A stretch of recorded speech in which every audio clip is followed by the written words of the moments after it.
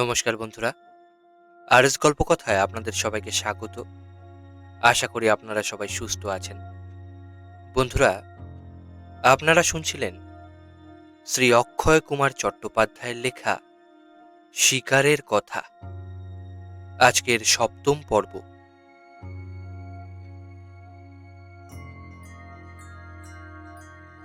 Man ইটার panther যে কি ভয়ানক জানোয়ার, এবং গ্রামের ভিতরে, এমনকি ঘরের ভিতরে থেকেও অবস্থা বিশেষে তার হাত থেকে নিষ্কৃতি পাওয়া যায় না, তা আগেই বলেছি। তাদের ভীষণ চতুরতা সম্বন্ধে আমার জানা ঘটনা আরও দু একটা বলি। জঙ্গলের মধ্যে স্থানে স্থানে জঙ্গল কেটে নিকটবর্তী গ্রামের লোকেরা ধান জমি তৈরি করেছে, এমন অনেক জায়গা ছিল আমার এলাকার ভিতর। ওই সব জমিতে বন্য হস্তির উপদ্রব খুব। ধানের শীষ পুষ্ট হয়ে ওঠার সময় থেকে এই উপদ্রব বেশি হয়। ওই সময়ে হাতির দল এসে রাত্রিতে ক্ষেতে ঢুকে ফসল খেয়ে এবং ধান গাছ মারিয়ে বিধ্বস্ত করে চলে যায়।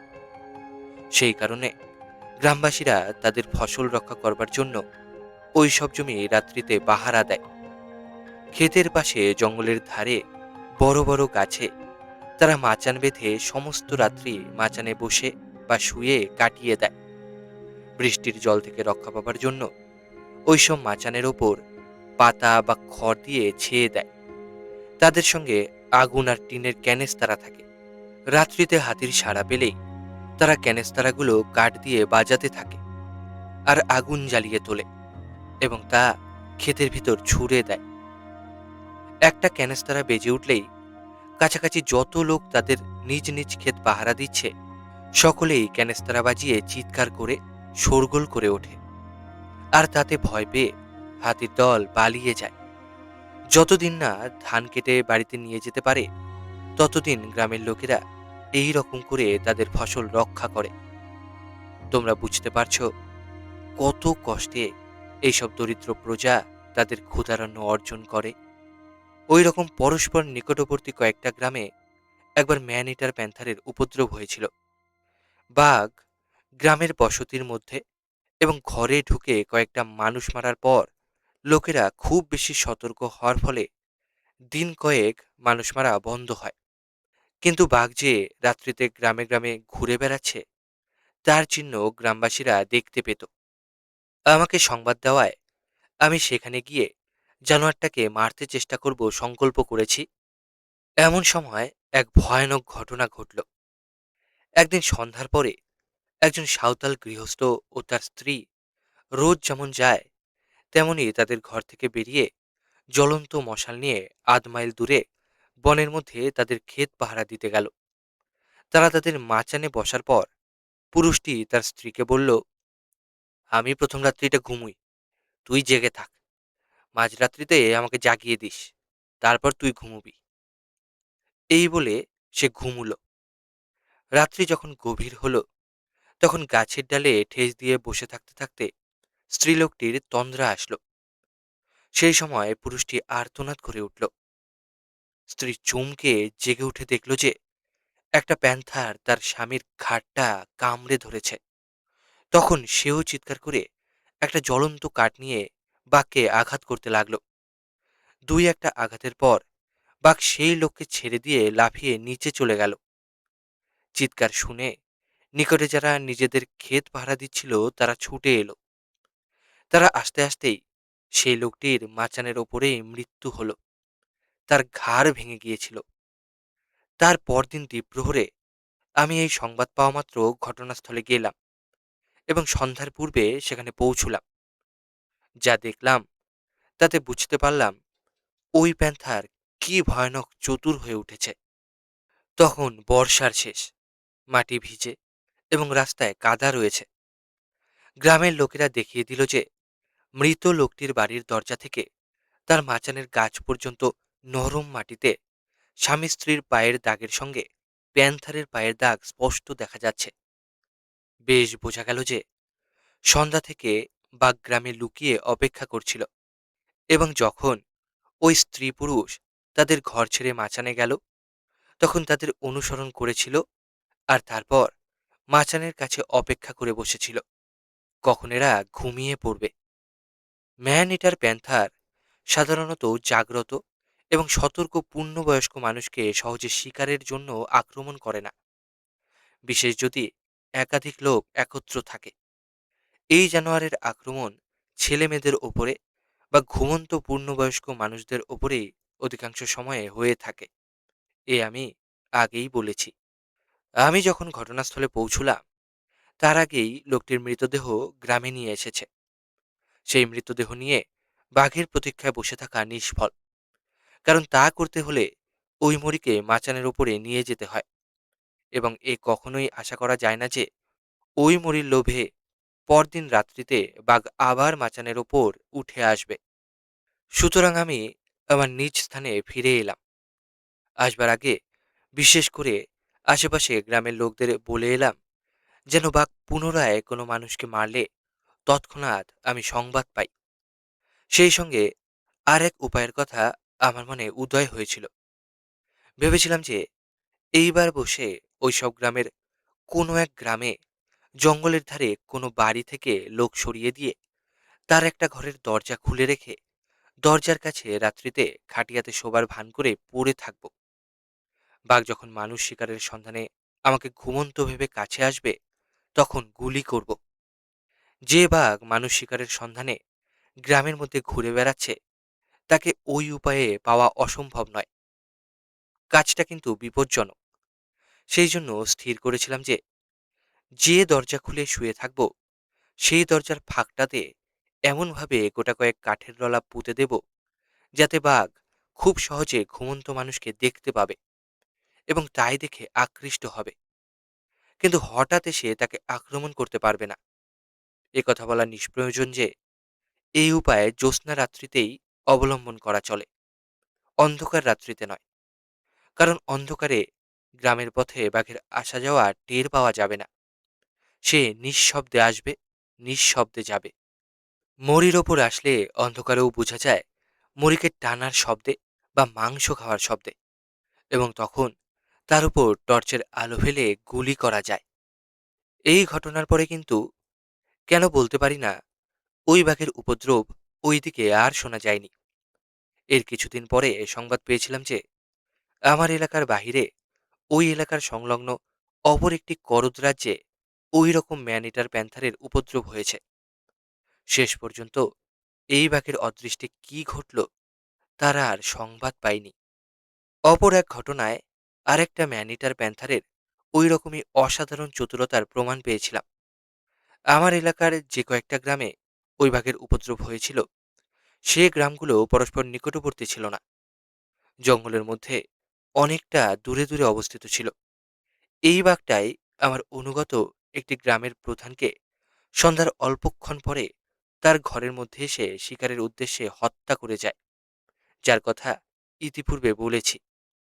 এই সংবাদ পাওয়ার দিন কয়েক পরে আমি ওই অঞ্চলে সফরে বেরিয়েছিলাম। প্রধান উদ্দেশ্য যে যদি বাঘটার সন্ধান পাই মারতে চেষ্টা করব। আজ গায়ে কাল সে গায়ে এইরকম করে ক্যাম্প করছিলাম। কয়েকদিন ক্যাম্প করার পর একদিন দ্বীপ্রহরে সংবাদ পেলাম যে পূর্বদিন মধ্যরাত্রিতে আমার ক্যাম্প থেকে ৬-৭ মাইল দূরে এক গ্রামে একটি ৭-৮ বৎসরের ছেলেকে বাঘে নিয়ে গেছে। তৎক্ষণাৎ ঘটনাস্থলে রওনা হলাম। পাহাড় আর জঙ্গলের ভিতর দিয়ে দুর্গম রাস্তা। যখন পৌঁছলাম তখন সন্ধ্যা হতে আন্দাজ ২ ঘন্টা বাকি আছে। সেখানে গিয়ে যা দেখলাম তা এই রূপ। ছোট গ্রামে জঙ্গলের ধারে এক সাঁওতালের বাড়ি। বাড়িতে ৩খানা খড়ে ছাওয়া ঘর ৩ দিকে, মাঝখানে উঠান। একটা ঘর থেকে অপর ঘরের মধ্যে ব্যবধানগুলো এবং উঠানটা বেড়া দিয়ে ঘেরা। জঙ্গলের গাছ কেটে তা দিয়ে রলা বানিয়ে ঘেঁষাঘেঁষি করে মাটিতে পুঁতে ওই বেড়াগুলো মজবুত করে তৈরি করা হয়েছে, যাতে উঠানের দরজা বন্ধ থাকলে সহজে জঙ্গলের জানোয়ার বাড়ির মধ্যে ঢুকতে পারবে না। উঠানের দরজাটা ওই রকম রলার একটা ফ্রেম। বেড়াগুলোর মধ্যে একদিকের একটি বেড়া কিছুটা নিচু, প্রায় ৪ হাত উঁচু হবে। অপর জায়গায় বেড়া প্রায় ৬ হাত উঁচু। ঘরগুলোর মধ্যে যেটা বড় সেটা ভাত ঘর বা রসুই ঘর, আর ওইটাই শোবার ঘর। কোল সাঁওতালেরা সাধারণত তাদের রসুই ঘরকেই প্রধান ঘর বা শোবার ঘর রূপে ব্যবহার করে। ওই ঘর চারদিকেই দেয়ালে ঘেরা, আর তাতে একটি মাত্র দরজা। ঘরের দরজাটা বাঁশের শক্ত ফ্রেম বা জাফরির তৈরি। ওই ঘরের সামনে একটা খড়ে ছাওয়া পিণ্ডা বা বারান্দা, যা পার হয়ে উঠানে নামতে হয়। অপর দুইটা ঘর ছোট, উঠানের দিকে দেওয়াল ঘেরা নয়, এবং তাতে রাত্রিতে কেউ শোয় না। বাঘের উপদ্রব হওয়ার পর থেকে সন্ধ্যা হতেই উঠানের দরজা বন্ধ করে রাখা হতো। আর রাত্রিতে ওই সাঁওতাল গৃহস্থ আর তার স্ত্রী তাদের ৭-৮ বছরের ছেলেটিকে নিয়ে ভাত ঘরের মধ্যে দরজা বন্ধ করে ঘুমুত। ঘটনার রাত্রিতে প্রায় মাঝরাত্রির সময় ছেলে জেগে উঠে প্রস্রাব করবে বলায় তার মা ঘরের দোর খুলে বেরিয়ে এসে উঠানে দাঁড়ায়, এবং তার পিছনে ছেলেটি বেরিয়ে আসে। ছেলে যখন বারান্দার উপর এক স্থানে এসেছে, সেই সময় বাঘ উঠানের একপাশে তার লুকিয়ে বসে থাকবার জায়গা থেকে লাফ দিয়ে এসে ছেলেকে ধরল, এবং সঙ্গে সঙ্গে সেই নিচু বেড়া ডিঙিয়ে জঙ্গলের ভিতর ঢুকল। স্ত্রীলোকটির চিৎকারে তার স্বামী জেগে উঠে ঘর থেকে বেরিয়ে এলো, কিন্তু তার আগেই বাঘ ছেলেকে নিয়ে গেছে। তাদের চিৎকারে গ্রামের লোকেরা আলো জ্বালিয়ে এসে উপস্থিত হলো।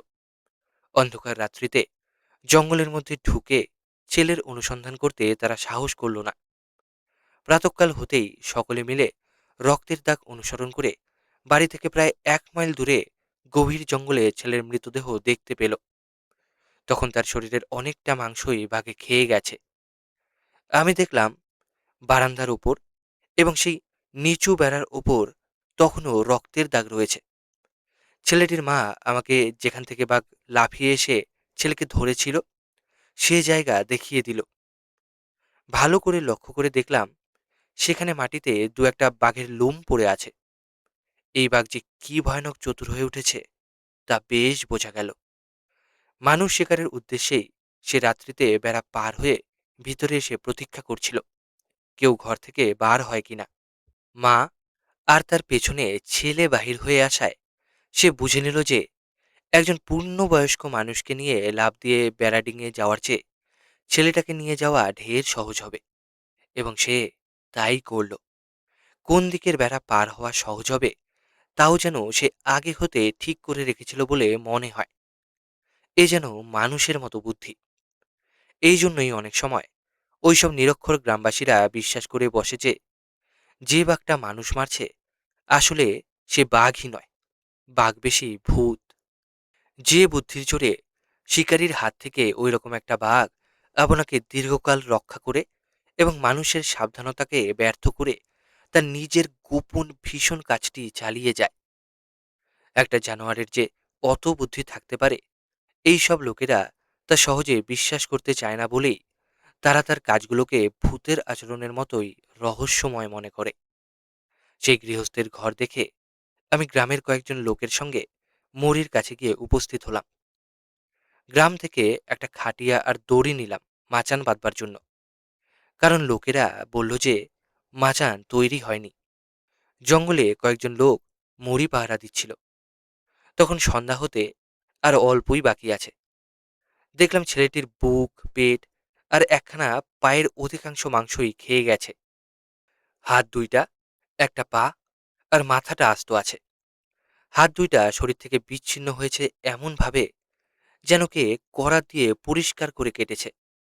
বাঘ যে ছুরি বা করাত দিয়ে পরিষ্কারভাবে কাটার মতো করে দাঁত দিয়ে কামড়ে মরির শরীরের কোনো অংশ দেহ থেকে বিচ্ছিন্ন করেছে এ আমি কয়েকবার দেখেছি।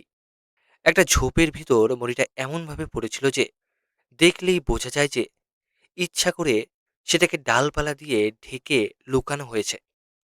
ওইখানেই মরিকে লতা দিয়ে একটা গাছের সঙ্গে বেঁধে আর একদিকের ডালপালা একটু সাপ করে দিয়ে সেই দিকে খানিক দূরে একটা গাছে তাড়াতাড়ি মাচান তৈরি করতে বললাম।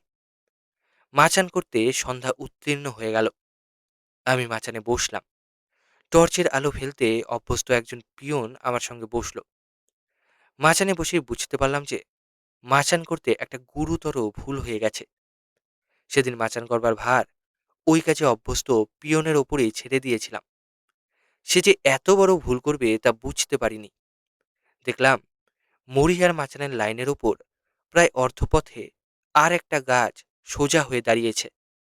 গাছটা একেবারে ঠিক ওই লাইনের ওপর না থেকে অতি সামান্য মাত্র একপাশে অবস্থিত ছিল। ফলে হয়েছিল এই যে, যতক্ষণ একটুও দিনের আলো ছিল ততক্ষণ পিয়ন মাচান তৈরি করার সময় বুঝতে পারেনি যে রাত্রিতে ওই গাছটা তার এবং আমার দৃষ্টিকে বাধা দেবে। দিনের আলোতে সে একবার মাত্র দেখে নিয়েছিল যে মড়ি দেখা যাচ্ছে, আর তাই দেখেই মাচানের স্থান ঠিক করে নিয়েছিল। মাচানে বসার পর যখন পরীক্ষা করে দেখবার জন্য তাকে মড়ির ওপর টর্চের আলো ফেলতে বললাম, তখন যদিও একেবারে গাঢ় অন্ধকার হয়নি, তবুও সে প্রথমটা বারবার চেষ্টা করেও আলো ফেলতে পারল না। অনেকবারের পর তবে ফেলল। মড়ির উপর আলো ফেলার পরও দেখা গেল যে মাঝখানের গাছটা টর্চের আলো এমনভাবে প্রতিফলিত করছে, অর্থাৎ ওই আলোতে হঠাৎ এত বেশি উজ্জ্বল আর স্পষ্ট হয়ে উঠছে যে তার পিছনে ঝোপের মধ্যে মড়িটা খুব বেশি চেষ্টা না করলে দেখা যাচ্ছে না। সেটা আপনি চোখের উপর ভেসে উঠছে না। আমি উদ্বিগ্ন হলাম। ভয় হলো যে শিকারটা বিফল হবে, আর শেষ পর্যন্ত দাঁড়ালোও তাই। তখন যে অন্য জায়গায় মাচানটা সরিয়ে দেব তার আর উপায় ছিল না।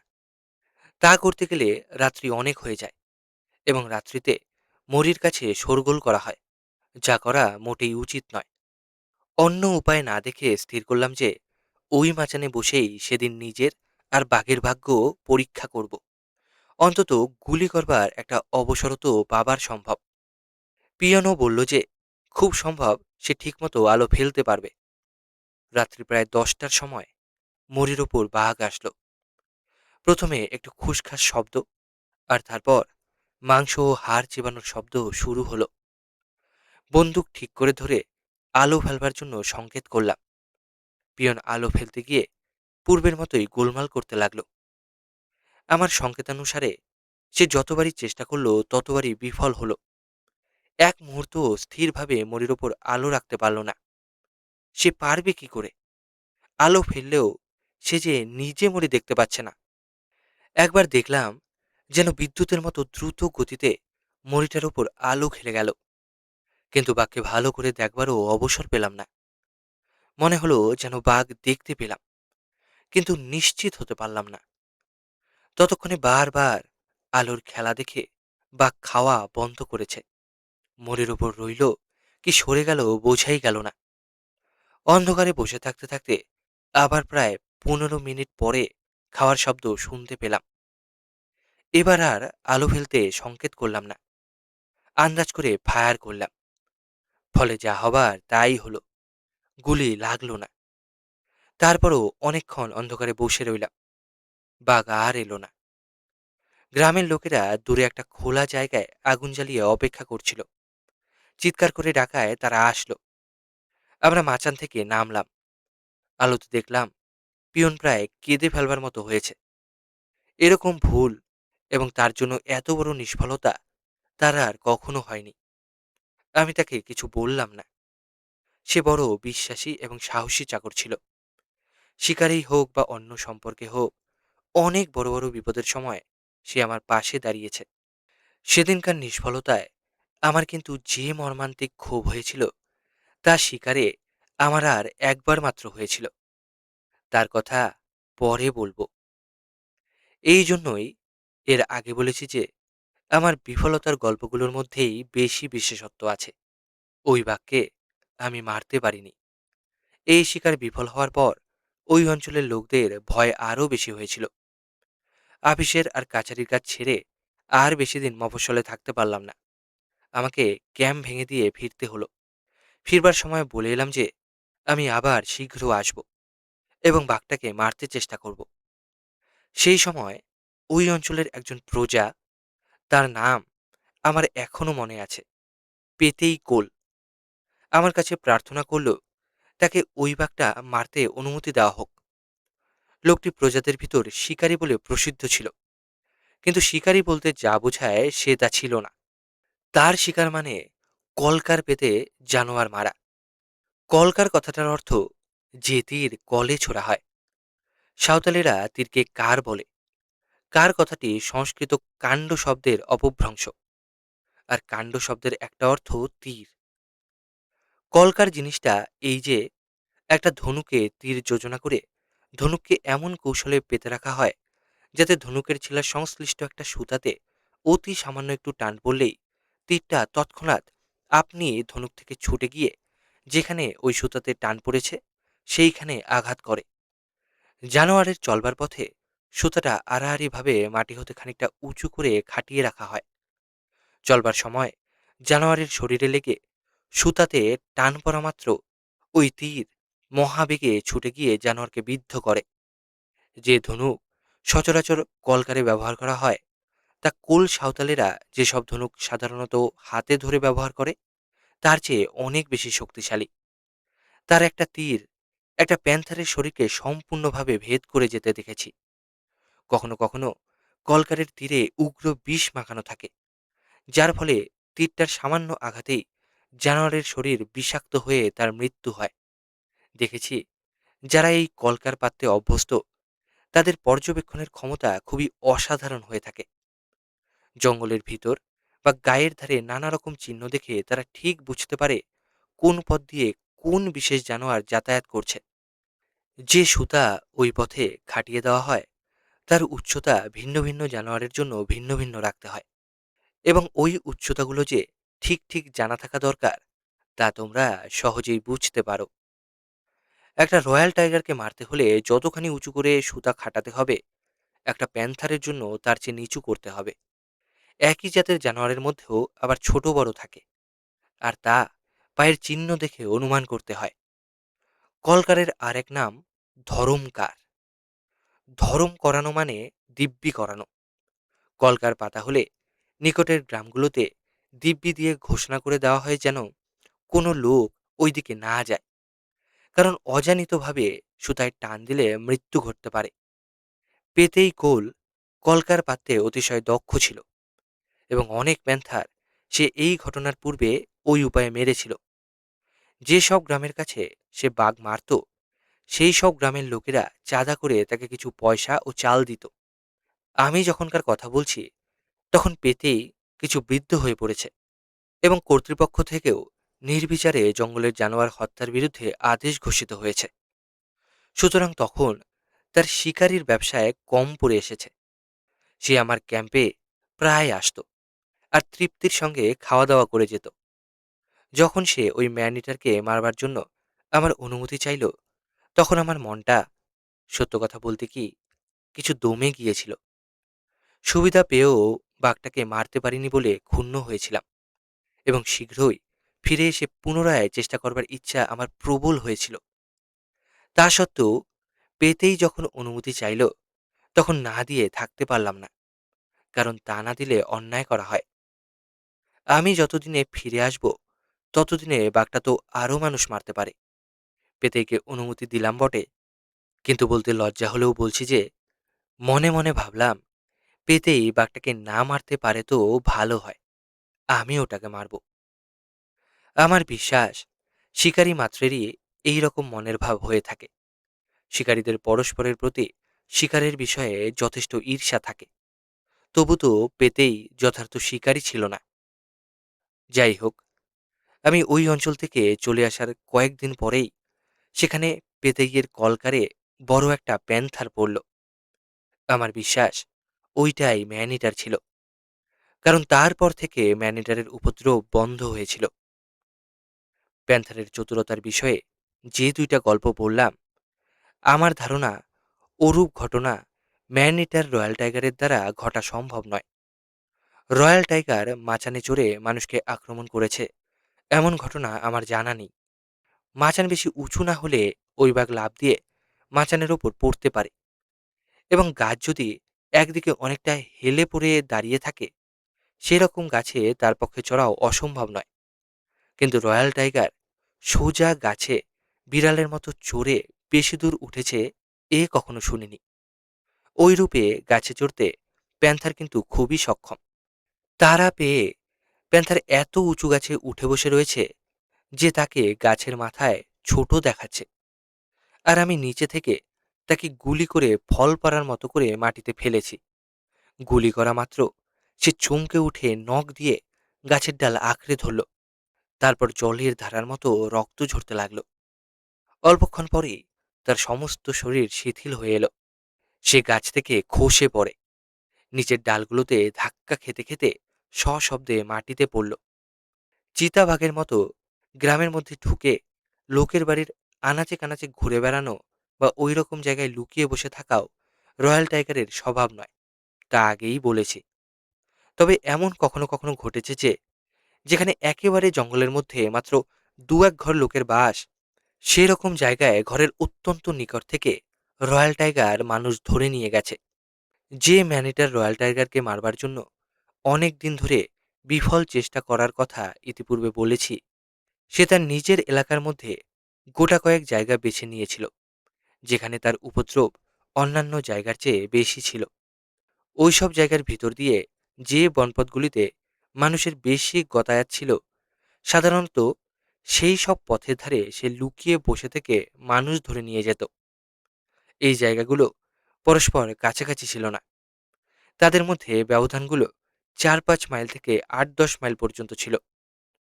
এই অঞ্চলের একটা ম্যাপ তৈরি করেছিলাম এবং যেমন যেমন খবর পেতাম ম্যাপের উপর লিখে রাখতাম কোথায় কোন তারিখে বাঘে মানুষ ধরল।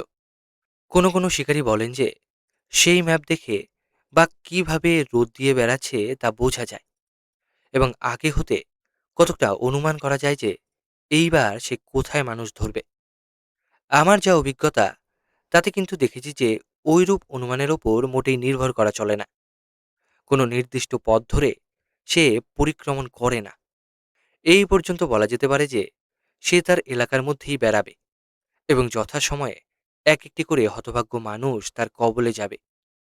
একবার উপর্যুপরি ৩ বার সংবাদ পেলাম যে ওই বাঘ পরস্পর খুব কাছাকাছি ৩ জায়গায় ৩টি মানুষ ধরেছে। শুনে মনে হলো যে সে ওই স্থানটা ছেড়ে অন্যদিকে যেতে চাচ্ছে না। আমি ওই স্থানের নিকটে একটা গ্রামে ক্যাম্প করলাম।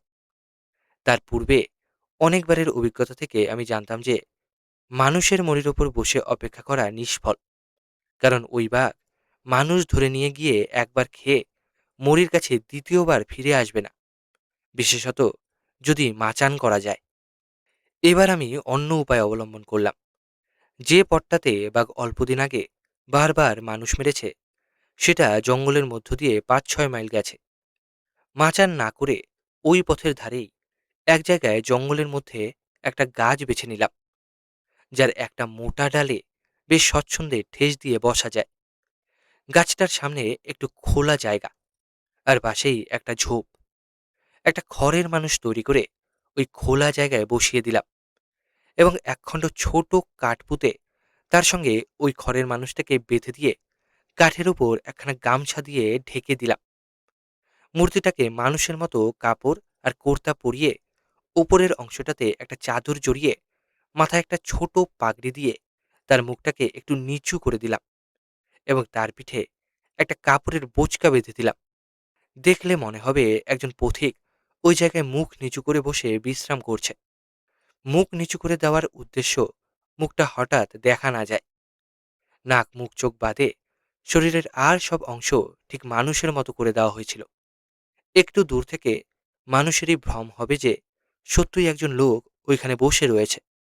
মরিন নিকট ঝোপের মধ্যে গাছের ডাল কেটে শক্ত রলা তৈরি করে সেগুলো ঘেঁষাঘেঁষি করে গভীর এবং দৃঢ়ভাবে মাটিতে পুঁতে দিয়ে একটু ছোট জায়গা সম্পূর্ণভাবে ঘিরে দিলাম, যার ভিতর একজন লোক স্বচ্ছন্দে বসতে পারে।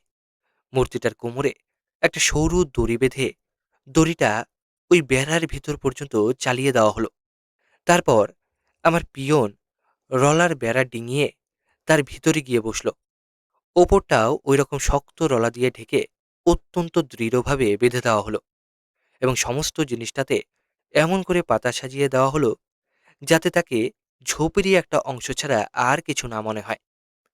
পিয়নের সঙ্গে একটা নেপালি ছোরা এবং গুলি ভরা বন্দুক রইল। আমি রাইফেল নিয়ে গাছের উপর বসলাম। আমি বসার পর পিয়ন মানুষের সাধারণ স্বরে মাঝে মাঝে কথা কইতে, হাসতে আর গান করতে লাগলো। যাতে খানিক দূর থেকে বেশ শোনা যায় যে মানুষ কথা কইছে বা গান করছে। সে মাঝে মাঝে দড়িতে অল্প টান দিয়ে মূর্তিটাকে অল্প অল্প নড়াতে লাগলো।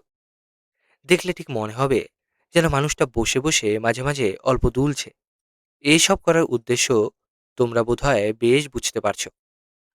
বাঘ যদি ওই পথে আসে বা নিকটে থাকে, তাহলে মানুষের স্বর শুনে সে ওইখানে আসবে এবং খোলা জায়গায় একজন পথিককে বসে থাকতে দেখে তার উপর লাফিয়ে পড়বে।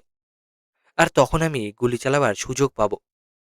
আমার কিন্তু এই চেষ্টাও তার পূর্বের অন্য সব চেষ্টার মতোই বিফল হয়েছিল। পুরো দুদিন সকাল থেকে সন্ধ্যা পর্যন্ত পিয়ন এবং আমি ওই রকম করে বসে রইলাম। সকালবেলায় কিছু খেয়ে নিয়ে সেখানে গিয়ে বসতাম, আর সন্ধ্যার পরে গ্রামের লোকেরা একত্র হয়ে আমাদের নিয়ে আসতো। বাঘটা দিনেই মানুষ ধরত, আর অধিকাংশ সময়ে ম্যানিটার টাইগার তাই করে, কারণ রাত্রিতে জঙ্গলের পথে মানুষ খুব কমই যায়, বিশেষ যেখানে ম্যানিটারের ভয় হয়েছে।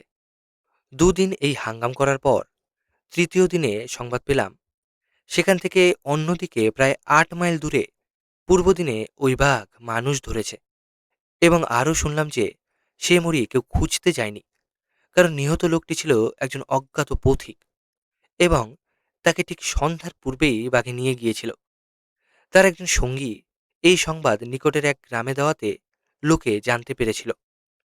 তখন ওখানে আর থাকা বৃথা জেনে ফিরে আসলাম। ইচ্ছা ছিল পুনরায় ওই উপায় অবলম্বন করে বাঘটাকে মারতে চেষ্টা করব, কিন্তু সে অবসর আর পাইনি। এর কিছুদিন পরেই আমার অন্য এলাকায় বদলি হয়েছিল।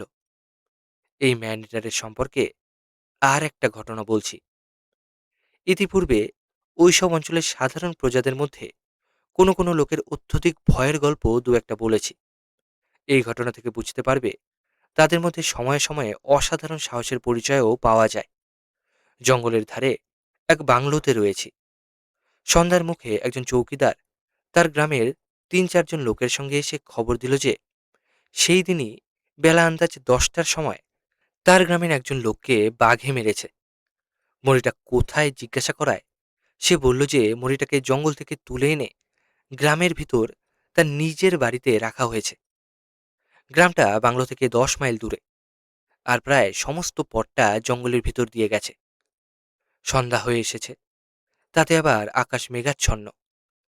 মেঘলা রাত্রিতে অতটা পথ জঙ্গলের ভিতর দিয়ে যেতে ইচ্ছা হলো না, আর গিয়েও কোনো লাভ হতো না, কারণ একে তো সেই চতুর বাঘ, তার উপর আবার মরিটা তুলে আনা হয়েছে। পরদিন প্রাতে বেলা ১০টার সময় সেই গ্রামে পৌঁছলাম। হত লোকটির বাড়িতে গিয়ে তার মৃতদেহ দেখলাম। জোয়ান সাঁওতাল ছোকরা, তার মাথার খুলির পিছনটা গুঁড়ো হয়ে গেছে, মস্তিষ্ক বেরিয়ে পড়েছে। তার মা আমাকে দেখে লুটিয়ে লুটিয়ে কাঁদতে লাগলো। আমি ঘটনার সমস্ত বিবরণ জানতে চাওয়ায় সেখানকার লোকেরা ওই গ্রামের আরেকটি সাঁওতাল যুবককে আমার কাছে ডেকে এনে বলল যে ওই ছোকরা ঘটনার সময় উপস্থিত ছিল এবং সেই এসে গ্রামে খবর দিয়েছিল। তখন ওই সাঁওতাল যুবকের মুখে যা শুনলাম তাই বলছি। পূর্বদিন প্রাতে বেলা আন্দাজ ৯টার সময় ওই দুজন ছোকরা কতগুলি গরু নিয়ে গ্রামের কাছে জঙ্গলে চড়াতে গিয়েছিল। গ্রাম থেকে প্রায় ১ মাইল দূরে জঙ্গলের ভিতর একটা নালার ধারে খানিকটা খোলা জায়গা। তারা গরুগুলোকে সেইখানে নিয়ে চড়াচ্ছিল। দুজনের কাছেই তীর ধনুক ছিল। ওই রকম জঙ্গল জায়গায় রাখালেরা সচরাচর তীর ধনুক সঙ্গে রাখে। যখন প্রায় দুপ্রহর বেলা হয়েছে, তখন এই ছোকরা মানুষের গলার একটা হুঁক করে শব্দ শুনতে পেল। শব্দের দিকে তাকিয়ে দেখল যে প্রায় ৩০ হাত দূরে একটা প্রকাণ্ড বাঘ এসে তার সঙ্গীকে ধরেছে। ওই সঙ্গীর নিকটের গরুগুলো ছুটে পালাতে গিয়ে ভয়ে কাঁপতে কাঁপতে মাটিতে পড়ছে, আবার উঠছে। বাঘটা আক্রান্ত মানুষকে দাঁড়ানো অবস্থাতেই তার ঘাড়ের উপরের দিকটা কামড়ে ধরেছে, আর লোকটি তখন পড়ে যাচ্ছে। এই দর্শক ছোকরার সঙ্গে ছিল ২টি মাত্র তীর। সে একটা তীর ধনুকে জুড়ে ছাড়ল। অতিশয় ত্রস্ত হয়ে তীর ছেড়েছিল বলে তীরটা লক্ষ্যভ্রষ্ট হল। বাঘ একবার ফিরে এর দিকে চেয়ে দেখে আবার তার শিকারকে কামড়ে ধরল। তখন এই ছোকরা চিৎকার করে দ্বিতীয় তীরটাও ছাড়ল, সেটাও লাগলো না। বাঘ তখন শিকার ছেড়ে দিয়ে ধীরে ধীরে চলে যেতে লাগলো। যেন অতিশয় অনিচ্ছার সঙ্গে যাচ্ছে। একটু করে যায়, আবার ফিরে দেখে এই ছোকরা তখনও মাঝে মাঝে চিৎকার করছিল। বাঘ জঙ্গলের ধার পর্যন্ত গিয়ে ফিরে দাঁড়ালো এবং তারপর তার শিকারের দিকে না গিয়ে এক এক পা করে এই ছোকরার দিকে এগিয়ে আসতে আরম্ভ করলো। তাই দেখে তার ধনুকটা মাথার উপর ঘুরিয়ে আস্ফালন করে জোরে মাটিতে আছড়াতে এবং সঙ্গে সঙ্গে দ্বিগুণ জোরে চিৎকার করতে লাগলো। বাঘ খানিকটা এসে থেমে গেল, তারপর অল্পক্ষণ দাঁড়িয়ে এর দিকে চেয়ে থেকে আবার ধীরে ধীরে ফিরে গিয়ে বনের মধ্যে অদৃশ্য হলো। যতক্ষণ বাঘকে দেখতে পাচ্ছিল ততক্ষণ ছোকরা তার নিজের জায়গা ছেড়ে নড়েনি। বাঘ অদৃশ্য হওয়া মাত্র সে সেখান থেকে দৌড়ে এসে গ্রামে খবর দেওয়াতে তৎক্ষণাৎ গ্রামের সমস্ত লোক ঘটনাস্থলে গিয়ে মৃতদেহটা গ্রামে নিয়ে আসলো। আমি ঘটনাস্থল দেখতে চাওয়ায় লোকেরা আমাকে সেখানে নিয়ে গেল। ওই যুবকটি আমাকে সব জায়গা দেখিয়ে দিল। সেখানে তখনও যেসব চিহ্ন দেখতে পেলাম তাতে তার গল্পের সত্যতার সম্বন্ধে আমার সন্দেহ রইল না। যেখানে তার সঙ্গীকে বাঘে ধরেছিল সেখানে মাটিতে প্রচুর রক্তের দাগ রয়েছে। ঘটনার আগের দিন সন্ধ্যার সময় বৃষ্টি হওয়ায় মানুষের, গরুর আর বাঘের পায়ের চিহ্ন সব জায়গায় স্পষ্ট দেখা যাচ্ছে। বাঘ তার শিকার ছেড়ে দিয়ে কত দূর গিয়ে ফিরে এসেছিল, কোথা থেকে আবার জঙ্গলে ফিরে গেল, সে সমস্ত নিদর্শন এই ছোকরার গল্পের সঙ্গে মিলে গেল। থেকে তোমরা বুঝতে পারবে কত বড় সাহসের পরিচয় ওই সাঁওতাল যুবকটি দিয়েছিল।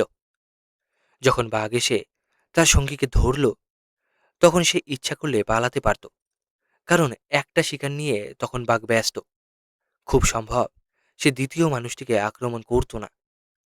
জঙ্গলের ভিতরে বা ধারে অরক্ষিত গরুর পাল চড়ছে আর বাঘ এসে একেবারে কয়েকটাকে মেরে রেখে গেল, প্রায়ই দেখা যায়। কিন্তু একটা মানুষ শিকারে কোনো বাধা না পেয়েও ম্যানিটার যে দ্বিতীয় আর একটা মানুষকে মেরেছে, খুব কম শোনা যায়। কিন্তু ওইরূপ শিকারে বাধা পেয়ে একাধিক মানুষকে হত্যা করেছে, এই ঘটনা বিরল নয়। সঙ্গীকে বাঁচাতে গিয়ে এই ছোকরা নিজের জীবনকে কি ভয়ানকভাবে বিপন্ন করেছিল তা সহজে অনুমান করা যায়। বাঘ তার দিকে ফিরে আসবার সময়ে সে যদি ভীত হয়ে একবারও মুখ ফিরিয়ে পালাতে চেষ্টা করত, আমার মনে হয় তাহলে সে কিছুতেই রক্ষা পেত না। শিকারে বাধা পেয়ে তখন বাঘ বিরক্ত হয়ে উঠেছে। তৎক্ষণাৎ সে ওই মানুষটিকেও আক্রমণ করে মেরে ফেলত। কেবল সাহসের সঙ্গে নিজের জায়গায় দাঁড়িয়ে মুখোমুখি যুদ্ধ করতে প্রস্তুত, এই ভাবটা দেখানোতেই বাঘ বোধহয় কিছু দমে গিয়ে সেই স্থান ত্যাগ করেছিল। আমি কিন্তু কথা বলতে চাই যে সব সময়ে ব্যাপারটা ওই রকম দাঁড়ায় না। যখন বাঘ ক্ষুধার্ত হয় তখন সে সহজে তার শিকার ফেলে পালায় না। আমি কয়েকবার বাঘের বাচ্চা পুষেছিলাম। সেগুলো যখন একটু বড় হয়ে উঠত তখনও আমার সঙ্গে খুব খেলা করত।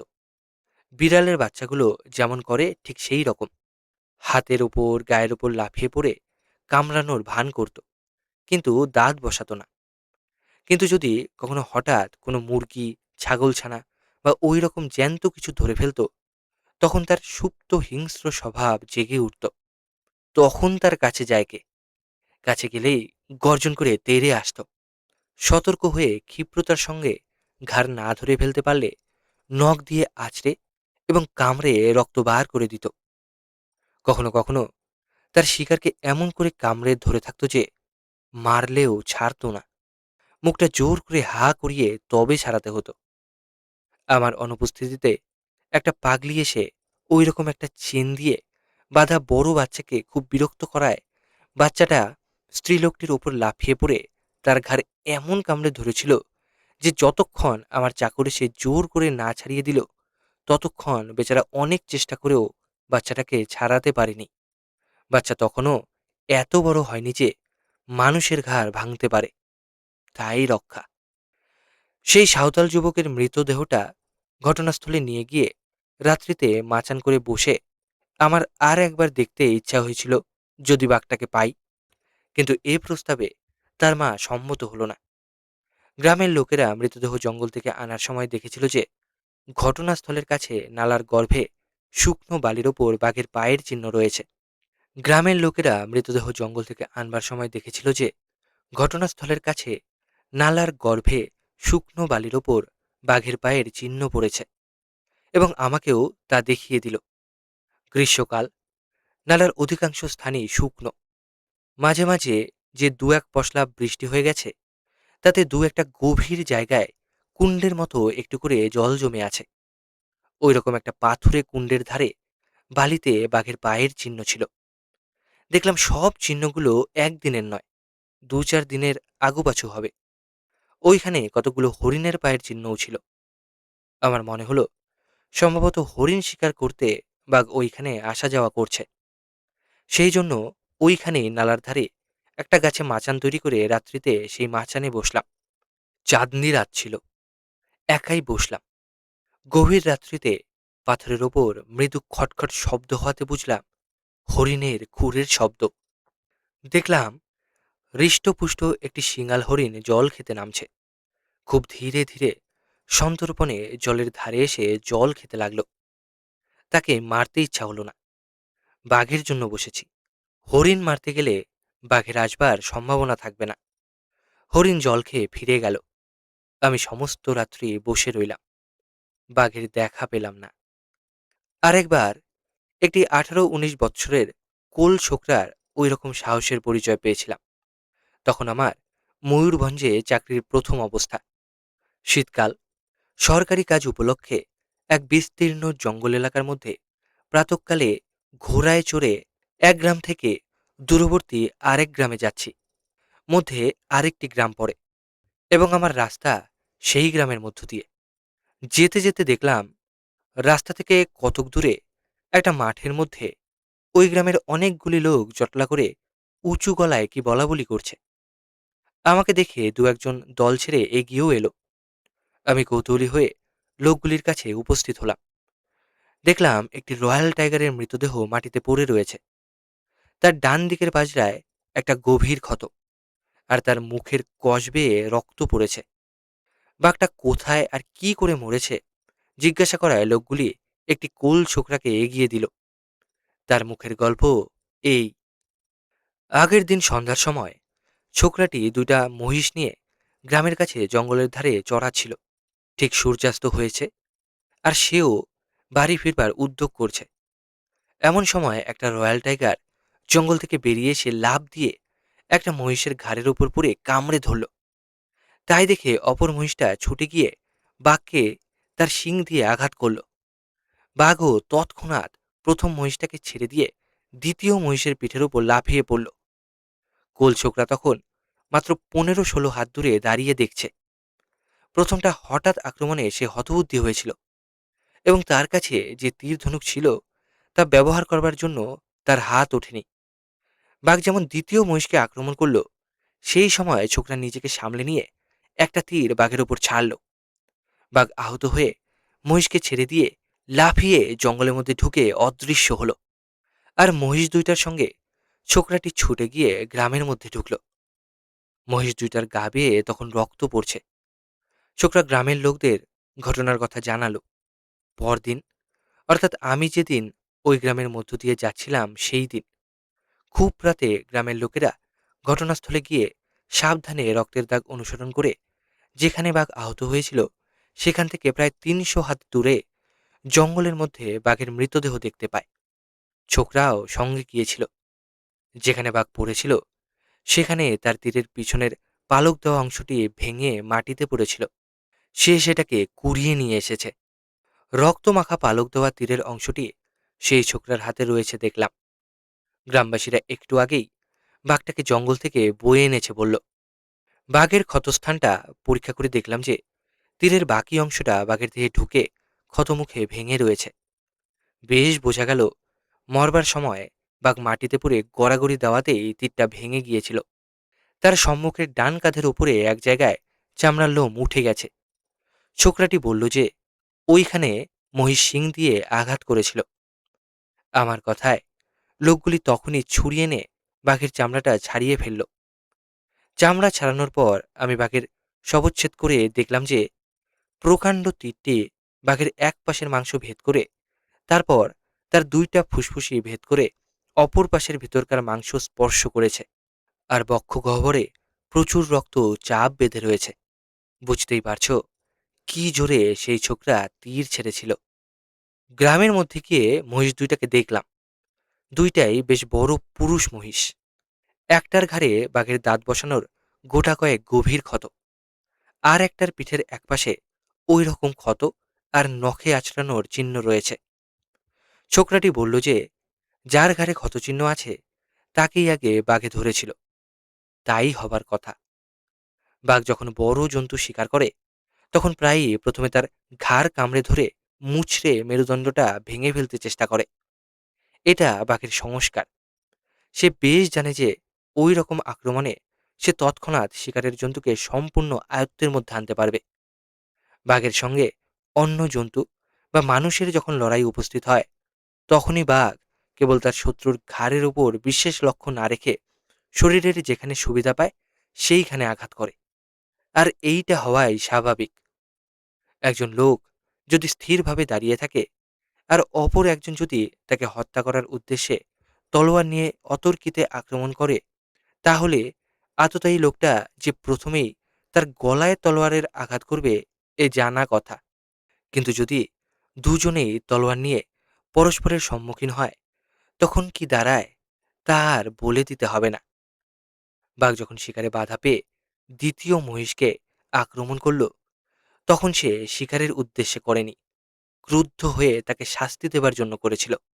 সেই জন্য তার যেখানে পেরেছে আঘাত করেছে। তোমরা হয়তো শুনে আশ্চর্য হচ্ছ যে বাঘ যখন একটা মহিষকে আক্রমণ করল তখন অপর মহিষটা তেড়ে গিয়ে বাঘকে শিং দিয়ে আঘাত করেছিল। এতে আশ্চর্য হবার কিছু নেই। পুরুষ মহিষগুলো প্রায়ই ওই অবস্থায় ভীষণ ক্রুদ্ধ হয়ে ওঠে এবং নির্ভয়ে বাঘের সঙ্গে লড়তে প্রস্তুত হয়। বাঘও একথা যে না জানে তা নয়। যেখানে একপাল মহিষের ভিতর কয়েকটা পূর্ণবয়স্ক পুরুষ মহিষ থাকে, তাদের একত্র থাকা অবস্থায় বাঘ প্রায় পালের কোনোটাকেই আক্রমণ করে না। কেবল যখন পালের ভিতর কোনো মহিষ ছটকে পড়ে একলা খানিক দূরে সরে যায় তখনই তার রয়্যাল টাইগার দ্বারা আক্রান্ত হবার সম্ভাবনা থাকে। একটা প্যান্থার যে ওই রকম একটা মহিষের কাছে ঘেঁষতেই পারে না তা আমি আগেই বলেছি। আমি বলছি গৃহপালিত মহিষেরই কথা। ময়ূরভঞ্জের জঙ্গলে বুনো মহিষ নাই, সে আরও ভয়ানক এবং বলশালী জানোয়ার। মহিষের এই রকম স্বভাবের জন্য আহত রয়্যাল টাইগারকে অনুসন্ধান করার সময় কখনো কখনো পূর্ণবয়স্ক মহিষের দলের সাহায্য নেওয়া হয়। মহিষের দলকে এগিয়ে দিয়ে শিকারী তার পিছনে পিছনে যায়। আহত বাঘ কোনো মহিষকে আক্রমণ করলে মহিষের দল না পালিয়ে সেই আক্রমণকে প্রতিরোধ করবার জন্য দাঁড়িয়ে যায় এবং শিকারী সেই অবসরে পুনরায় গুলি করবার সুযোগ পায়। তবে সব জায়গায় এরকম মহিষের দল পাওয়া যায় না। সেই অবস্থায় শিকারী শিক্ষিত হাতির পিঠে যাওয়াই প্রশস্ত। তারপর সেই কোল ছোকরার কথা যা বলছিলাম, বাঘের সম্বন্ধে এ পর্যন্ত যত কথা বলেছি তা থেকে তোমাদের মধ্যে কেউ কেউ হয়তো বুঝতে পেরে থাকবে কি করে ওই ছোকরা সেদিন বাঘের হাত থেকে বেঁচে এসেছিল। ওই বাঘ নিশ্চয়ই ম্যান ইটার ছিল না। ম্যান ইটার হলে সে একলা একটা মানুষকে পেয়ে তার বদলে শিকারের জন্য একটা বড় মহিষকে ধরত না। ছোকরার সাহস কিন্তু খুবই প্রশংসনীয়। তার সাহসের প্রশংসা করে আমি একখানা পত্র দেওয়াতে স্টেট থেকে সে বিশেষ পুরস্কার পেয়েছিল। তোমরা ভেবো না যেন যে ম্যান ইটার না হলে যখন তখন যেরকম সেরকম অবস্থায় মানুষে বাঘের সম্মুখীন হয়ে বেঁচে যায়। ম্যান ইটার না হলে এবং উত্তক্ত না হলে বাঘ খানিকটা দূর থেকে মানুষকে দেখতে পেলেও সাধারণত তেড়ে গিয়ে আক্রমণ করে না। এ আমি ইতিপূর্বেই এক জায়গায় বলেছি। কিন্তু মানুষ যদি বাঘের খুব কাছে গিয়ে পড়ে তাহলে তার কি রকম আচরণ হবে তা বলা কঠিন। ওই অবস্থায় বাঘ ভীত বা বিরক্ত হয়ে ওঠে এবং তখন তার ওই মানুষকে আক্রমণ করার বিলক্ষণ সম্ভাবনা থাকে। একটা ঘটনার কথা শোনো। একটা গ্রাম। গ্রামটা জঙ্গল এলাকার ভিতরে নয়, তবে গ্রামের ধারে ছোট গাছের পাতলা বন আছে। ওই বনের পরেই খোলা মাঠ এবং মাঠের ভিতর দিয়ে বড় রাস্তা গেছে। শীতকালের সকালবেলায় রাস্তা দিয়ে দুজন লোক যাচ্ছে। তার মধ্যে একজন অপর লোককে দেখিয়ে দিল রাস্তা থেকে খানিক দূরে মাঠের মধ্যে আইলের ওপাশে একটা কি কম্বলের মতো ডোরাকাটা পড়ে আছে। তারা বলাবলি করল, কেউ হয়তো একটা ভোট কম্বল ওখানে কি করে ফেলে গেছে। তখন তাদের ভিতর একজন গেল সেই কম্বল দেখতে। মাঝখানে উঁচু আইল থাকায় সেই লোকটি জিনিসটার সবটা ভালো দেখতে পাচ্ছিল না। একেবারে অত্যন্ত নিকটে গিয়ে পড়ল। তখন সেই কুমলি লাফিয়ে উঠে লোকটিকে ধরে ফেলল, আর ছাড়ল না। তাকে সেখানে মেরে রেখে সেই গ্রামের বাহিরেই একটা বাগানে গিয়ে ঢুকল। আসলে কুমলিটি ছিল একটি রয়্যাল টাইগার। অপর লোকটি এই দেখে দৌড়ে গ্রামে গিয়ে খবর দিল। গ্রামের লোকেরা মহা ভয় পেয়ে যে যেখানে পারল নিরাপদ জায়গায় আশ্রয় নিতে লাগলো। বেশিরভাগ লোক ঘরের দোর বন্ধ করে দিয়ে বসে রইল। আবার তার মধ্যে যারা একটু সাহসী তারা ঘরের চালে উঠে দেখতে লাগলো। তাদের কয়েকজন পরামর্শ করে গায়ের চৌকিদারকে পাঠিয়ে দিল আমার অগ্রজের কাছে, যার কথা তোমাদের ইতিপূর্বে বলেছি। তিনি তখন ওই গ্রাম থেকে 4-5 মাইল দূরে অপর এক গ্রামে ক্যাম্প করছিলেন। সংবাদ পেয়ে তিনি তৎক্ষণাৎ রওনা হলেন এবং বেলা 12টার সময় ঘটনাস্থলে উপস্থিত হলেন। তার কথায় গ্রামের কয়েকজন লোক বাগানের নিকটে ঘরের চালের ওপর উঠে বাগানের মধ্যে ঢিল ছুটতে লাগলো। এই তারা পেয়ে বাঘ ভয়ানক গর্জন করে বাগান থেকে বেরিয়ে গ্রামের রাস্তার ভিতর দিয়ে ছুটল। দাদা যেদিকে দাঁড়িয়েছিলেন তার বিপরীত দিকে বাঘ বাগান থেকে বেরিয়েছিল বলে তিনি তাকে গুলি করবার সুবিধা পেলেন না। তিনি রাইফেল নিয়ে বাঘ যে পথে গেল সেই পথে ছুটলেন। দু একজন সাহসী লোক তার সঙ্গ নিল। গ্রামের লোকেরা আগেই সাবধান হয়েছিল বলে কেউ আর বাঘের সামনে পড়ল না। খানিক রাস্তা যাওয়ার পর সঙ্গের একজন লোক দাদাকে দেখিয়ে দিল যে বাঘটা প্রায় 60 গজ দূরে একটা বাঁশ ঝোপের ভিতর বসেছে। ঝোপের নিচের মাটি পরিষ্কার দেখা যাচ্ছিল। একটা কুকুর যেমন করে বসে বাঘ সেই রকম করে বসেছিল। তার মাথাটা বাঁশের পাতায় আড়াল পড়ায় দেখা যাচ্ছিল না, কিন্তু শরীরের বাকি অংশটা বেশ স্পষ্ট দেখা যাচ্ছিল। সেখান থেকে দাদা ফায়ার করলেন এবং বুঝতে পারলেন যে বাঘ আহত হলো। বাঁশ ঝোপের পাশেই যে ছোট গাছের অল্প একটু বন মতো ছিল, আহত হয়ে বাঘ সেই বনে ঢুকল। খানিকক্ষণ অপেক্ষা করে তিনি তার সঙ্গের লোকদের নিয়ে দূর থেকে ওই বনটার চারদিকে ঘুরে দেখতে লাগলেন কোথাও বাঘকে দেখা যায় কিনা। দেখলেন এক জায়গায় বনের ধারেই বাঘ শটান শুয়ে পড়েছে। তিনি তখন তার উপর আরও একটা ফায়ার করলেন। বাঘ আর নড়ল না। বোঝা গেল তার শেষ হয়েছে। গ্রামবাসীরা তখন বেরিয়ে এসে উৎসব শুরু করে দিল। সকলেই আশ্চর্য হয়েছিল যে এই বাঘ এলো কোথা থেকে। কারণ আগেই বলেছি সে স্থান জঙ্গল এলাকা থেকে অনেক দূরে ছিল। তার 15-16 মাইলের মধ্যে এমন জঙ্গল ছিল না যেখানে রয়্যাল টাইগার থাকে। বাঘটা কোনোখান থেকে ওইখানে ছোটকে এসে পড়েছিল। তোমরা জানো সুন্দরবনে অনেক রয়্যাল টাইগার আছে। সময় সময় সুন্দরবনের ঠিক উত্তরের জেলাগুলিতে বন থেকে দূরে জঙ্গল বর্জিত স্থানে ওই রকম দু একটা ছোটকে আসা রয়্যাল টাইগার দেখা যায়। অতর্কিতভাবে মানুষকে আক্রমণ করা ম্যানিটারের স্বভাব হলেও কখনো কখনো এমন ম্যানিটার টাইগারের কথা শোনা যায় যে বাঘ নিতান্ত নির্ভীক এবং যে এতই বেপরোয়াভাবে মানুষ শিকার করে যে জঙ্গলের ভিতরে দিনের বেলায় দলবদ্ধ হয়ে মানুষ চলবার সময়ও প্রকাশ্যভাবে এসে দলের ভিতর থেকে একজনকে নিয়ে যেতে ইতস্তত করে না। এবং অনেক সময় দলের লোকেরা খানিক দূর থেকেই দেখতে পায় যে বাঘ আসছে। বাঘকে দেখতে পেয়ে লোকগুলি চিৎকার করে তাকে বাধা দেবার বা তাড়াবার চেষ্টা করলেও সে ভ্রুক্ষেপ করে না। একজনকে না একজনকে ধরে নিয়ে যাবেই। আমি ময়ূরভঞ্জের একজন ওই দেশীয় শিকারী ভদ্রলোকের মুখে শুনেছিলাম যে এই রকম বাঘকে ওই অঞ্চলের লোকেরা ভয় না বাঘ বলে। বোধ হয় নিতান্ত নির্ভীক বলে তাকে ওই নাম দেওয়া হয়। কিছুদিন পূর্বে 1937 সালে ময়ূরভঞ্জের শিমলিপাল নামে যে বৃহৎ পাহাড় শ্রেণী এবং জঙ্গল আছে তারই এক অংশে এইরকম একটা রয়্যাল টাইগারের উপদ্রব হয়েছিল। কাঠের ব্যবসায়ীদের অনেক করাতে পাহাড় থেকে কাঠ টেনে নামাবার লোক ইত্যাদি জঙ্গলের মধ্যে নানা স্থানে কাজ করছিল। তাদের কয়েকজনকে বাঘে ধরবার পর সমস্ত লোক পাহাড় থেকে পালিয়ে এলো। তারপর কয়েক মাস ধরে ব্যবসায়ীরা আবার সেখানে কাজ করবার জন্য যতবার লোক পাঠালো, ততবারই ওই বাঘের উপদ্রবে তাদের পালিয়ে আসতে হলো। দলবদ্ধ হয়ে গরু মহিষ নিয়ে কাঠ টানবার লোকেরা পাহাড়ে উঠতে আরম্ভ করলেই ওই বাঘ দেখা দিত, আর দলের ভিতর থেকে একটির পর একটি লোককে নিয়ে যেত। ফলে ওই জায়গায় ব্যবসায়ীদের কাজ একেবারে বন্ধ হয়ে আসলো। তারা বিপদে পড়ল। তখন তারা সকলে মিলে কর্তৃপক্ষের কাছে দরখাস্ত করল যে ওই বাঘ মারবার বন্দোবস্ত করা হোক। ময়ূরভঞ্জের মহারাজা ওই দরখাস্ত পেয়ে নিজে ওই বাঘ শিকার করতে গেলেন। অনেক লোক আর হাতি নিয়ে ওই বাঘের এলাকায় পাহাড়ের মধ্যে ক্যাম্প ফেললেন।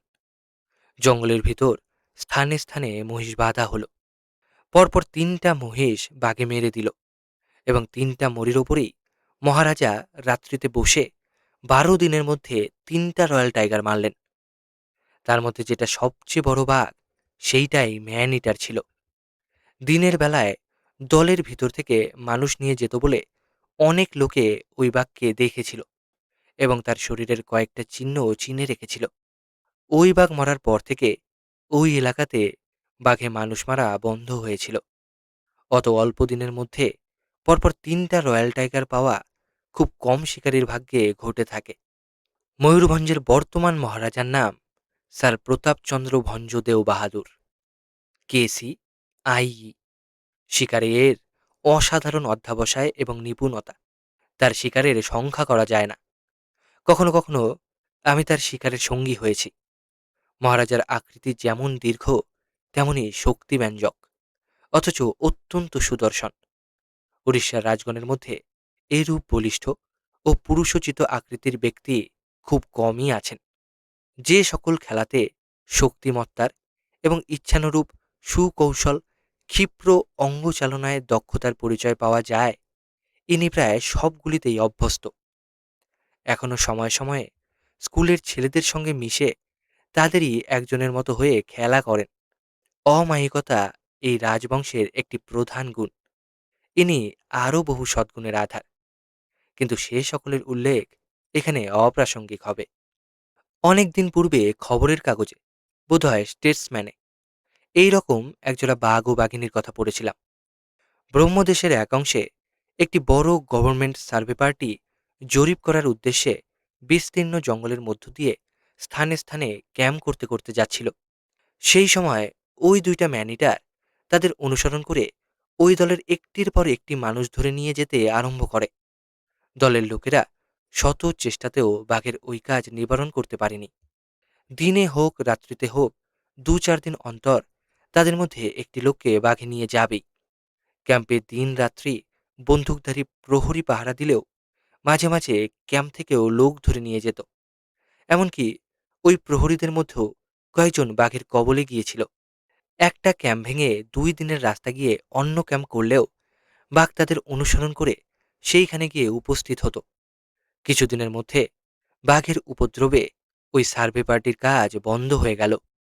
তাদের জঙ্গল ছেড়ে পালিয়ে আসতে হলো। মনে হয় প্রায় ২৫ বছর পূর্বে ম্যান ইটার্স অব সাভো বলে একখানা বই পড়েছিলাম। তাতে আফ্রিকার নিউবিয়া প্রদেশে এই রকম একজোড়া সিংহ সিংহীর কীর্তির কথা আছে। সেই প্রদেশে একটা রেল লাইন নির্মাণের কাজে নিযুক্ত লোকদের মধ্যে ওই সিংহ সিংহীর উপদ্রব হয়। তার মধ্যে একটা ঘটনার কথা এখনো আমার কতকটা মনে আছে। ওই দলের জন কয়েক উচ্চপদস্থ ইংরাজ কর্মচারী রাত্রিতে রেল লাইনের কোনো সাইডিংয়ে অবস্থিত একখানা সেলুন কারে ঘুমোচ্ছিলেন। ওই অবস্থায় সিংহ দুইটার মধ্যে একটা ওই গাড়ির ভিতর ঢুকে একজনকে ধরেছিল। অন্য সকলে জেগে ওঠায় সিংহ তার শিকার নিয়ে যেতে পারল না, কিন্তু মেরে রেখে গেল।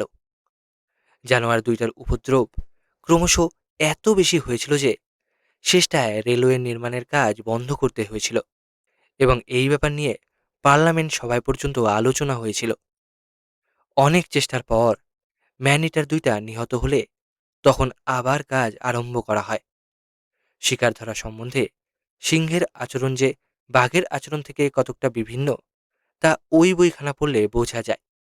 তোমাদের মধ্যে যদি কেউ ওই বইখানা এবং সিংহ সম্বন্ধে অন্যান্য ইংরেজি বই পড়ো, তাহলে বাঘের আচরণ সম্বন্ধে আমি এ পর্যন্ত যা বলেছি তার সঙ্গে মিলিয়ে দেখলেই একথা বুঝতে পারবে। সিংহের আচরণ কতকটা বেশি খোলাখুলি ও নির্ভীক, আর বাঘের আচরণ এখনই যে দুইটা ঘটনার কথা বললাম ওই রকম দু এক ক্ষেত্রে ছাড়া অধিকাংশ সময়ে গুপ্ত এবং সতর্ক। ভারতবর্ষ থেকে সিংহ জন্তুটি প্রায় লোপ পেয়ে এলো, বেশি নির্ভীক বলে এবং বাঘের মতো অত গোপনভাবে থাকতে জানে না বলেই কি এটা হলো। আগে ভারতবর্ষের প্রায় সব প্রদেশে সিংহ দেখা যেত, আর এখন কেবলমাত্র গুজরাট অঞ্চলে দু চারটা দেখা যায়, এবং সেগুলি আফ্রিকার সিংহ বা ভারতীয় রয়্যাল টাইগারের চেয়ে আকারে ছোট ও কম শক্তিশালী। পুরাতন সংস্কৃত সাহিত্যে কিন্তু বাঘের চেয়ে সিংহের অনেক বেশি উল্লেখ দেখা যায়, আর সেখানে সিংহের ক্ষমতার কথা যা পড়া যায় তা এখনকার ভারতীয় সিংহের সম্বন্ধে খাটে না। সেকালের কবিরা তাদের রচনায় সিংহকে গজারি অর্থাৎ হাতির শত্রু নাম দিয়েছিলেন, এবং তাদের নখের বর্ণনা করে গেছেন করি কুম্ভ বিদারণক্ষম বলে। পূর্বকালে সিংহের এত শক্তি থাকা কিন্তু আশ্চর্যের কথা নয়, কারণ অন্যত্র তার ভালো প্রমাণ পাওয়া যায়। ইংল্যান্ডের বিখ্যাত সাহিত্যিক H.G. ওয়েলসের রচিত দি আউটলাইন্স অব হিস্ট্রিতে এই কথা দেখতে পাবে। There were still lions in the Balkan peninsula, and they remained there until about 1000 or 1200 BC. The lions of Württemberg and South Germany in those days were twice the size of the modern lion. অর্থাৎ খ্রিস্টপূর্বাব্দ 1000 বা 1200 অব্দ পর্যন্ত ইউরোপের বলকানের দেশগুলিতে সিংহ দেখা যেত, এবং ওই সিংহের আকার বর্তমানকালের সিংহের আকারের দ্বিগুণ ছিল। এখনকার দিনে একটা পূর্ণবয়স্ক আফ্রিকার সিংহ লম্বায় 9 ফুটের কম নয়, এবং ওয়েলস সাহেব নিশ্চয়ই আধুনিক সিংহ বলতে ওই সিংহেরই কথা বলেছেন। তাহলেই দেখা যাচ্ছে যে প্রায় 3000 বছর আগে সিংহ অন্তত 18 ফুট লম্বা এবং সেই অনুপাতে উঁচু আর শক্তিশালী ছিল। প্রাচীন সংস্কৃত সাহিত্যে বর্ণিত সিংহ এইরূপ বিরাট দেহ ও বিপুল শক্তিশালী জীব ছিল এরূপ মনে করা অসঙ্গত হবে না। এ না হলে তার নখ করি কুম্ভ বিদারণক্ষম হয় না, আর তার মুখেই এই গর্বের কথা শোভা পায় যে আমি ভবানী পাদার্পণানুগ্রহ পুত পৃষ্ঠ। এখনকার ভারতীয় সিংহ তো দূরের কথা, তার চেয়ে বেশি শক্তিশালী একটা পূর্ণবয়স্ক রয়্যাল টাইগারও একটা পূর্ণবয়স্ক হস্তি বা হস্তিনীর সঙ্গে ইচ্ছা করে লড়তে চাইবে না। কখনো কখনো দেখা যায় বটে রয়্যাল টাইগার হাতির বাচ্চাকে মেরেছে, কিন্তু এ তখনই ঘটে যখন বাচ্চাটি মার অনবধানের জন্য তার কাছ থেকে খেলা করতে করতে দূরে সরে যায়, নতুবা নয়। হাতির কোল থেকে তার বাচ্চা কেড়ে নিতে পারে একটি মাত্র জীব, আর সেই ভয়ানক জীবটি হচ্ছে মানুষ।